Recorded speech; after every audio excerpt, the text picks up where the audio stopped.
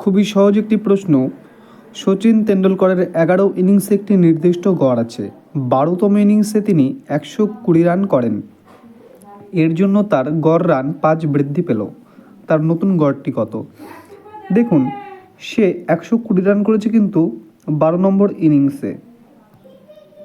12 নম্বর ইনিংসে সে কত রান করেছে? 120 রান করেছে। এটা হচ্ছে তার 12তম ইনিংসে করা রান। কিন্তু সে তো এর আগেও টোটাল 11টা ইনিংস খেলে ফেলেছে না।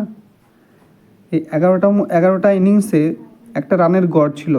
রানের গড়টা কত ছিল আমি জানি না, ঠিক আছে। কিন্তু 12তম ইনিংসে 120 রান করার পরে তার নতুন গড় 5 করে বৃদ্ধি পেল।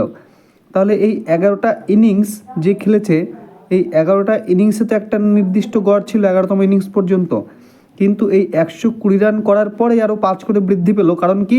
সে 12তম ইনিংসে অনেক বেশি রান করে ফেলেছে। তাই এই 5 করে বৃদ্ধি পাচ্ছে কাদের মধ্যে দেওয়া হচ্ছে? 5 করে এখান থেকেই 5 করে নিয়ে দেওয়া হচ্ছে পুরনো 11টা ইনিংসকে।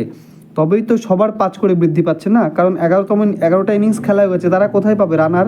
এই 12তম ইনিংসে যে এক্সট্রা রান করা হয়েছে এখান থেকে নিয়ে 11তম ইনিংসদের মধ্যে ভাগ করে দেওয়া হচ্ছে 11টা ইনিংসের মধ্যে। তাহলে 5 করে যদি 11টা ইনিংসকে ভাগ করে দেওয়া হয় তাহলে পায় তারা 55। তাহলে 11টা ইনিংসের মধ্যে 55 ভাগ করে দেওয়া হচ্ছে। দিয়ে বলতে পারি এখন যে টোটাল যতগুলো ইনিংস আছে সবাই সমান, সবার গড় এখন সেম। এবার যেই 120 রান করেছে, এই 120-র মধ্যে থেকেই তো 55টা পুরনো 11টা ইনিংসকে ভাগ করে দেওয়া হচ্ছে। তাহলে এখানে থাকছে কত? অবশিষ্ট থাকছে 65।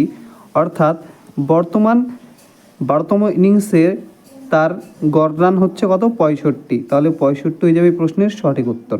আশা করি বোঝাতে পারলাম।